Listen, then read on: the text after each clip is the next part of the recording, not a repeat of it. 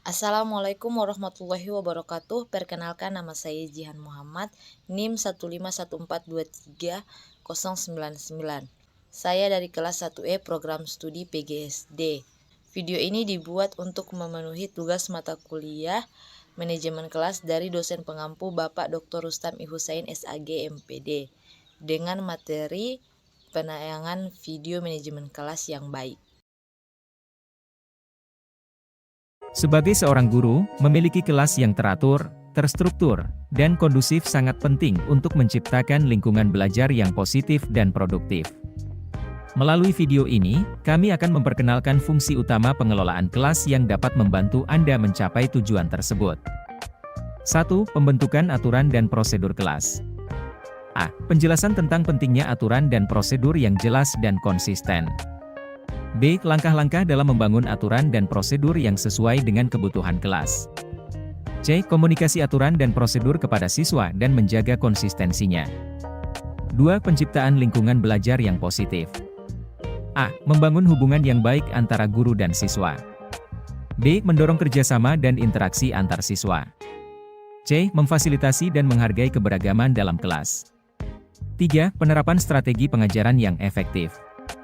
A. Menggunakan metode pengajaran yang bervariasi dan sesuai dengan kebutuhan siswa. B. Menggunakan teknologi sebagai alat bantu dalam pengajaran. C. Menggunakan pengukuran dan penilaian yang sesuai untuk mengukur kemajuan siswa. 4. Manajemen waktu yang efisien. A. Menyusun jadwal pembelajaran yang terorganisir dan efisien. B. Menggunakan strategi pengaturan waktu yang tepat dalam setiap kegiatan pembelajaran. C. Memberikan tugas dan pekerjaan rumah yang sesuai dengan waktu yang tersedia. 5. Pengelolaan disiplin yang efektif. A. Menerapkan tindakan disiplin yang adil dan konsisten. B. Menggunakan pendekatan yang mengajarkan siswa tentang tanggung jawab dan konsekuensi. C. Membangun kemitraan dengan orang tua untuk mendukung pengelolaan disiplin di dalam dan luar kelas. Menerapkan tindakan disiplin yang adil dan konsisten adalah langkah penting dalam menciptakan kelas yang lebih baik. Berikut ini adalah beberapa cara untuk menerapkan tindakan disiplin yang efektif. 1. Tetapkan aturan dan harapannya secara jelas. Mulailah dengan mendefinisikan aturan kelas yang jelas dan harapannya kepada siswa. Pastikan aturan tersebut disampaikan dengan bahasa yang mudah dipahami dan konsekuensinya dijelaskan secara tegas. Ini membantu siswa memahami apa yang diharapkan dari mereka dan konsekuensi jika aturan tersebut dilanggar. 2. Jadilah konsisten. Penting untuk konsisten dalam menerapkan aturan kelas dan memberikan konsekuensi yang sesuai ketika aturan dilanggar. Pastikan setiap pelanggaran aturan ditangani dengan konsekuensi yang konsisten dan adil. Siswa harus merasa bahwa aturan tersebut berlaku untuk semua orang di kelas, tanpa ada pilih-pilih. 3. Berikan penjelasan dan rasionalisasi. Ketika siswa melanggar aturan, berikan penjelasan yang jelas tentang mengapa aturan tersebut ada dan mengapa penting untuk mengikutinya. Bantu siswa memahami bahwa aturan tersebut ada untuk melindungi hak-hak mereka, menciptakan lingkungan belajar yang aman, dan memfasilitasi pembelajaran yang efektif. 4. Gunakan pendekatan yang mengajarkan tanggung jawab. Selain memberikan konsekuensi, bantu siswa untuk belajar dari kesalahan mereka dan mengambil tanggung jawab atas tindakan mereka. Ajarkan mereka bagaimana mengidentifikasi kesalahan, meminta maaf, dan membuat perubahan positif ke depan. Pendekatan yang mengajarkan tanggung jawab dalam pengelolaan kelas memiliki peran yang penting dalam membentuk perilaku positif dan pembelajaran yang efektif. Ketika siswa belajar untuk bertanggung jawab atas tindakan mereka, mereka mengembangkan keterampilan penting seperti otonomi, disiplin diri, dan pengambilan keputusan yang bijaksana. 1. Menyampaikan harapan dan konsekuensi yang jelas. A. Mendefinisikan harapan dan aturan kelas secara terperinci kepada siswa. B. Menjelaskan konsekuensi yang akan diberikan jika aturan tersebut dilanggar. C. Memastikan bahwa siswa memahami dan menyadari tanggung jawab mereka terhadap perilaku mereka. 2. Memberikan kesempatan untuk pengambilan keputusan. A. Melibatkan siswa dalam pengambilan keputusan terkait tugas, proyek, atau aturan kelas. B. Memungkinkan siswa untuk berpartisipasi dalam menyusun aturan yang adil dan bermanfaat bagi semua. C. Mendorong siswa untuk mempertimbangkan konsekuensi dari keputusan mereka sendiri. 3. Mengajarkan perencanaan dan pengaturan waktu. A. Membantu siswa dalam merencanakan tugas dan pekerjaan rumah dengan baik. B. Mengajarkan strategi pengaturan waktu yang efektif untuk mengelola tugas dan tanggung jawab mereka. C. Memberikan kesempatan bagi siswa untuk memantau dan mengevaluasi kemajuan mereka sendiri. 4. Menerapkan sistem tanggung jawab dalam kelas. A. Memberikan tanggung jawab kepada siswa untuk tugas-tugas kelas tertentu, seperti menyampaikan materi atau memimpin kegiatan. B. Memberikan kesempatan bagi siswa untuk memperlihatkan inisiatif dan kreativitas dalam memecahkan masalah. C. Mendorong siswa untuk memikul tanggung jawab atas kebersihan, keamanan, dan perawatan lingkungan kelas. 5. Memberikan umpan balik konstruktif.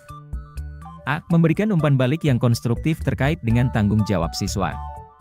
B. Mengakui dan mengapresiasi usaha dan prestasi siswa dalam memenuhi tanggung jawab mereka. C. Mendorong siswa untuk belajar dari kesalahan dan membuat perbaikan dalam tanggung jawab mereka. Menggunakan pendekatan yang mengajarkan tanggung jawab dalam pengelolaan kelas adalah kunci untuk membentuk siswa yang bertanggung jawab, mandiri, dan disiplin. Melalui menyampaikan harapan dan konsekuensi yang jelas, memberikan kesempatan untuk pengambilan keputusan, mengajarkan perencanaan dan pengaturan waktu, menerapkan sistem tanggung jawab dalam kelas, dan memberikan umpan balik yang konstruktif, kita dapat membantu siswa memahami pentingnya tanggung jawab dalam kehidupan mereka. Mari kita bersama-sama memberikan pendidikan yang mengajarkan nilai-nilai tanggung jawab kepada siswa, sehingga mereka dapat mengaplikasikannya dalam kehidupan sehari-hari mereka. Sebelum lanjut ke dalam materi selanjutnya, bagi Anda yang belum mengikuti Instagram Belajar Era Digital bisa mengikuti di belajarera.digital. Serta Anda juga bisa memperoleh informasi-informasi terbaru dari channel Telegram Belajar Era Digital. 5. Berikan alternatif dan dukungan. Selain memberikan konsekuensi negatif, berikan siswa alternatif positif yang dapat mereka lakukan. Berikan dukungan dan bimbingan kepada siswa yang memerlukan bantuan tambahan dalam mengelola perilaku mereka. Pendekatan yang lebih mendidik dan pencegahan adalah kunci untuk membentuk perilaku yang positif. 6. Melibatkan orang tua. Jalin kerjasama dengan orang tua untuk mendukung pengelolaan disiplin di dalam dan luar kelas. Komunikasikan aturan dan harapan kelas kepada orang tua, dan berbagi informasi tentang perkembangan siswa secara teratur. Kolaborasi dengan orang tua dapat memberikan pendekatan yang konsisten antara lingkungan sekolah dan rumah. 7. Berikan contoh yang baik. Jadilah teladan bagi siswa Anda. Perilaku dan sikap guru memainkan peran penting dalam membentuk perilaku siswa. Tunjukkan respek, konsistensi, dan integritas dalam tindakan Anda, dan siswa akan mengikuti contoh Anda. Ingatlah bahwa tujuan tindakan disiplin adalah untuk mengajarkan siswa tentang tanggung jawab dan membantu mereka mengembangkan keterampilan sosial dan perilaku yang positif.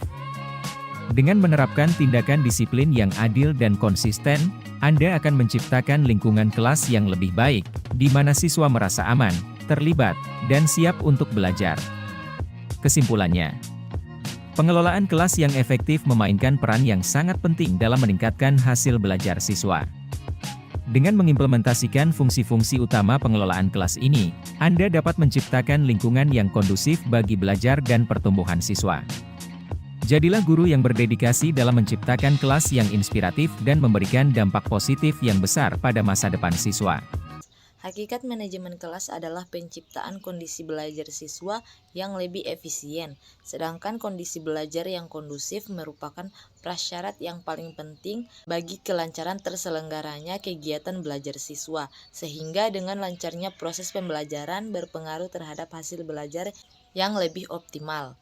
Untuk menciptakan kelas yang efektif sangat diperlukan keterampilan guru yang dapat dan mampu dalam mengelola kelas pembelajaran agar selalu dapat terpelihara dengan baik.